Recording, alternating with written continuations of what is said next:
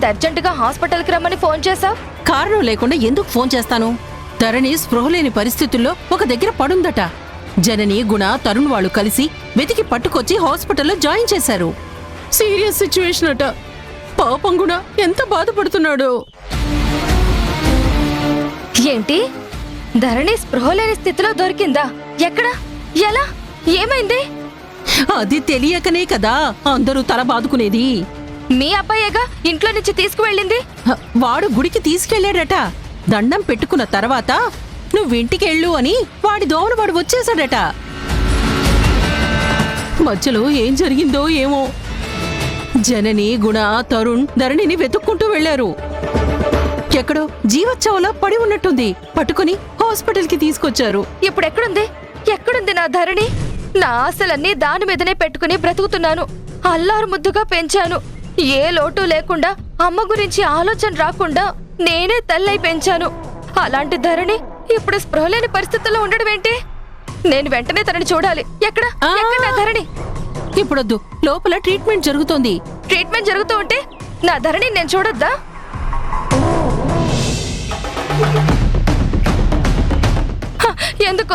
ఎందుకు ఇలా జరిగింది? లేచిన వేళ ఎలాంటిదో, ఎవరి మొహం చూసిందో, అందుకే ఇలా అయిపోయింది. ఆ ఆపదలో నా బిడ్డ ఉంటే చూసే పరిస్థితి లేకపోవడం నిజంగా నా దురదృష్టమే.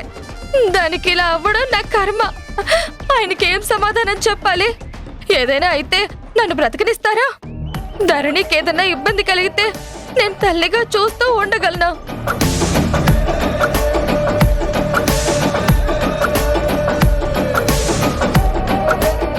దేవుడా, నా బంగారు తల్లిని కాపాడు. ఇదేంటి నాకంటే ఎక్కువ ఓవర్ యాక్షన్ చేస్తుంది?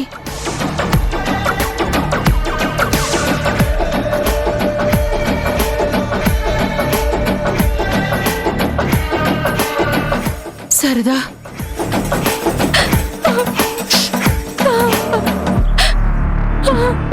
ఊరుకో ఊరుకో శారదా. మన చేతుల్లో ఏముంది చెప్పు? అంతా విధి. విధి రాత ఎలా ఉంటే అలాగే జరుగుతుంది. ధరణికి అలా రాసుంది. అందుకే దోవలో ఏం జరిగిందో ఏమో. ఎవరైనా యాక్సిడెంట్ చేసి పడేసిపోయారో, ఎవరైనా హింసించిపోయారో. కారణం ఏంటో తెలియదు.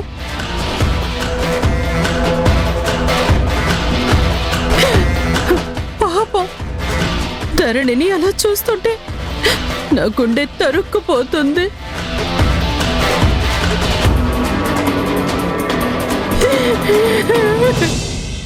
ఎంత అమాయకంగా మాట్లాడుతున్నావు అత్త.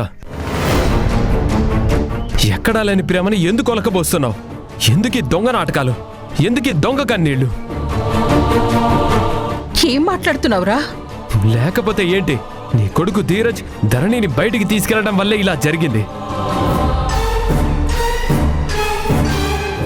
పెళ్లి కూతురైన తరువాత పిల్ల గడప దాటకూడదు అని అన్నా కూడా వినకుండా తీసుకెళ్లాడు. అదే దాని ప్రభావమే ఇదంతా. ఏ పెళ్లికి ముందు బయటికి తీసుకెళ్లాల్సిన అవసరం ఏంటి? గుడికే వెళ్ళాలి, దండం పెట్టుకోవాలంటే అందరం కలిసి వెళ్ళేవాళ్ళం కదా.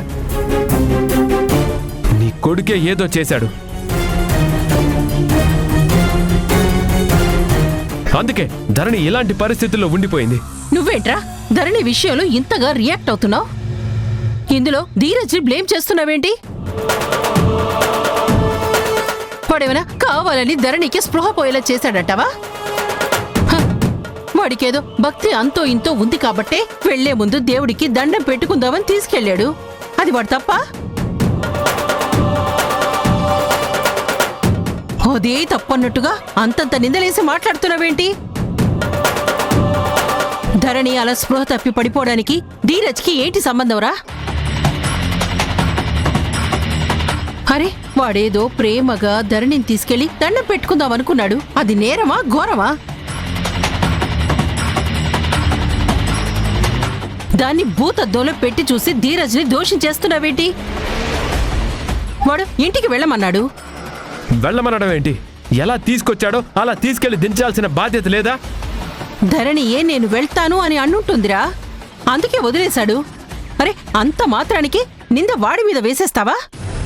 దారిలో ఏం జరిగిందో ఏమో ఎవరికి తెలుసు? వాడికి ధరణి అంటే ప్రాణం. ధరణిని వాడెంత ప్రేమిస్తున్నాడో తెలుసా? వాడి ప్రేమ గురించి, వాడి సిన్సియర్ లవ్ గురించి, తన మీదున్న అభిమానం గురించి తెలిస్తే నువ్విలా మాట్లాడవురా? నీకు పడనివాడైనంత మాత్రాన ప్రపంచంలో అందరికీ పడనివాడు అవ్వడు. వాడి గురించి నా దగ్గర చెడుగా మాట్లాడితే ఎలా సహిస్తాననుకుంటున్నావురా? ఇప్పుడంటే అన్నావు, ఇంకొక్కసారి వాడి గురించి తప్పుగా మాట్లాడితే మాత్రం సహించేది లేదు. జాగ్రత్త. ఏంటి కోపం వస్తుందా? అసలు ధీరజ్ ధరణిని తీసుకెళ్ళకపోతే ఇలా జరిగేది కాదు కదా. ధీరజ్కి ఇప్పుడే అమ్మవార్లు గుర్తుకొచ్చారా? దండం పెట్టుకోవాలని గుర్తొచ్చిందా? ఇంతకు ముందు తిరగలేదా బయట?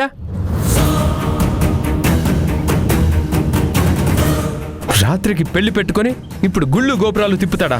అంత అవసరం ఏమొచ్చింది? ముందు ధరణి కళ్ళు తెరవనివ్వండి.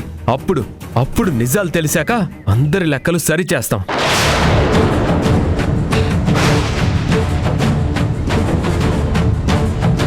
తప్పు ఎవరిదని తెలిసినా వాళ్ళని వదిలిపెట్టే ప్రసక్తే లేదు. ఎవరి కాళ్ళు పట్టుకున్నా క్షమించే సమస్య లేదు. ఒక్కొక్కరిని నరికి పోగులు పెడతా.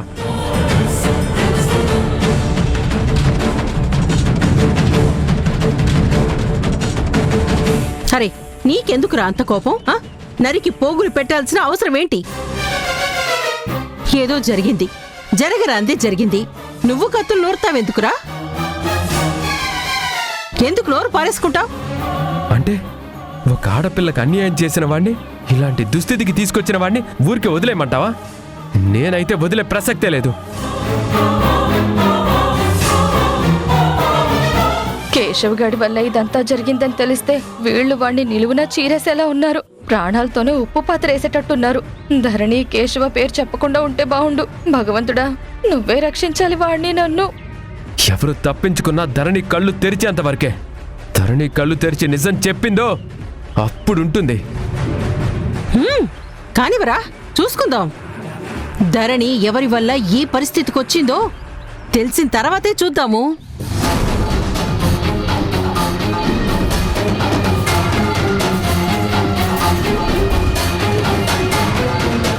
ఇప్పుడు ముందు ధరణి కోలుకోవడం కావాలి.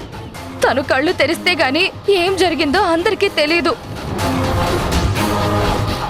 మీరెందుకు ఒకరి మీద ఒకరు నిందలేసుకుని కత్తులు కటార్లు నూరుతున్నారు?